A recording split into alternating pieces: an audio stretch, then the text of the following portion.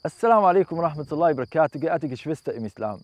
Heute kommt der 10. Teil raus dieser Serie und ihr seid immer noch dabei, wenn ihr das guckt. Ich gratuliere euch, ich bin stolz auf euch, dass ihr dabei seid und damit jetzt viele noch davon profitieren, für die restlichen Teile, die noch kommen, bitte liked und teilt diese Videos auf euren Kanälen, wo auch immer ihr könnt und schreibt uns eure Kommentare und eure Wünsche, es interessiert uns und wir freuen uns, dass ihr dabei seid. Bis zum nächsten Mal. Assalamu alaikum wa rahmatullah. A'udhu billahi minash shaitanir rajim. Bismillahirrahmanirrahim. Steckst du gerade in einer Beziehungskrise oder hast schon so manche erlebt, dann weißt du ganz bestimmt, dass diese schwer auf dir lasten können. Ja, sie sind immer da im Hinterkopf, beschäftigen dich und bereiten Sorgen. In der Tat können diese Krisen langfristig auch deine psychische Verfassung beeinträchtigen. Ja, sie können sogar deinen Glauben schwächen. Und es ist nicht ohne Grund, dass Allah subhanahu wa ta'ala zwischen den Ayat, die über die Scheidung sprechen, am Ende der Surat al-Baqarah mittendrin darauf aufmerksam macht, am Gebet festzuhalten. Doch wie beginnt sowas? Stellen wir uns dieses Szenario vor. Der Mann kommt nach Hause, die Frau sitzt auf dem Sofa.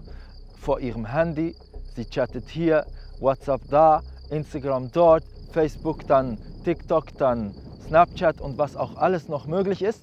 Und dann zwischendurch guckt sie sich noch ein paar Serien an. Der Mann beginnt mit ihr zu sprechen und erzählt ihr über ihre Probleme und sie nickt. Sie nickt, um ihm ein Zeichen zu machen, ich höre dich. Aber es ist mehr eine Alibi-Übung. Hört sie ihm wirklich zu? Wahrscheinlich nicht. Der Mann nimmt dies zur Kenntnis. Das passiert einmal, zweimal, dreimal, 10-mal und irgendeinmal ist diese Unachtsamkeit so groß, dass es ihn kränkt. Und beim gefühlt 1000. Mal kommt er dann nach Hause und sagt, ach übrigens, ich habe eine andere, die mir zuhört. Jetzt löst sie ihre Augen von diesem Bildschirm und schaut ihn mit großen Augen an. Und wenn sie das nicht tut, tja, dann kann man auch nicht mehr helfen. Das Problem ist angekommen, Alarmstufe Rot, er will eine andere. Aber das ist eigentlich gar nicht das Problem, denn der Anfang fußt völlig woanders, nämlich beim Hinhören. Und genau das kann sich natürlich in anderen Beziehungen genauso entwickeln, insbesondere auch mit Kindern. Wenn der Vater sich darüber klagt, dass die Kinder nichts mehr erzählen, würden wir die Kinder fragen, erzählst du deinem Vater nichts? Könnte es dann sein, dass die Antwort ist, doch, ich erzähle meinem Vater ganz viel, doch er nickt einfach, er hört, aber er hört mir nicht wirklich zu. In vielen Beziehungen beginnt das wirkliche Problem mit der fehlenden Kommunikation. Und ein wesentlicher Bestandteil davon ist das aktive Zuhören. Sobald das aktive Zuhören beginnt, beginnen sich diese Probleme allmählich zu klären. Warum? Weil nur durch das Zuhören das aktive Zuhören wird vermittelt, dass die Aufmerksamkeit 100%ig da ist und damit, hey, du bist mir wichtig. Und das ist ein essentielles Gefühl in der Beziehung.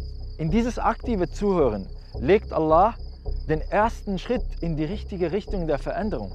In deinen weltlichen Beziehungen und deiner himmlischen Beziehung.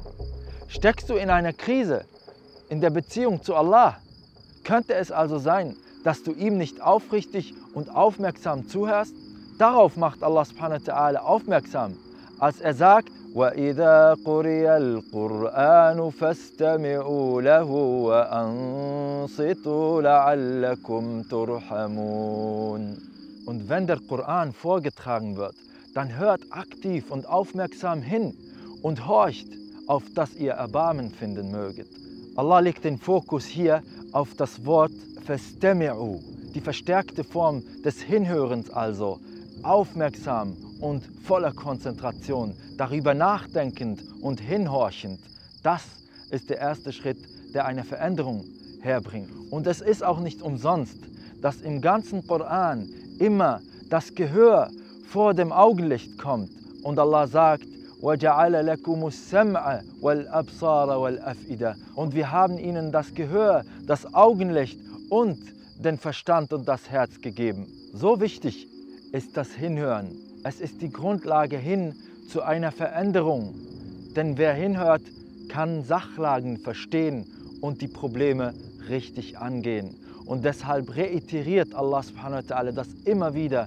Und er sagt auch, أعوذ بالله من الشيطان الرجيم يا أيها الذين آمنوا أطيعوا الله ورسوله ولا تولوا عنه وأنتم تسمعون ولا تكونوا كالذين قالوا سمعنا وهم لا يسمعون.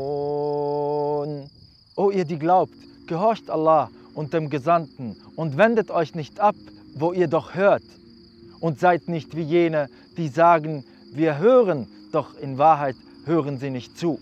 Also hört zu, wenn Allahs Worte erwähnt werden oder der Gesandte sallallahu alaihi wasallam durch einen Hadith spricht. Hört zu und mach keine Alibi-Übung, in der dein Herz überhaupt nicht berührt wird. Und so ist es, dass das aktive Zuhören deine weltlichen Beziehungen verbessern kann und ganz gewiss deine Beziehung zu Allah fördert. Also höre öfters hin, denk darüber nach. Bis zum nächsten Mal. Assalamu alaikum wa rahmatullah.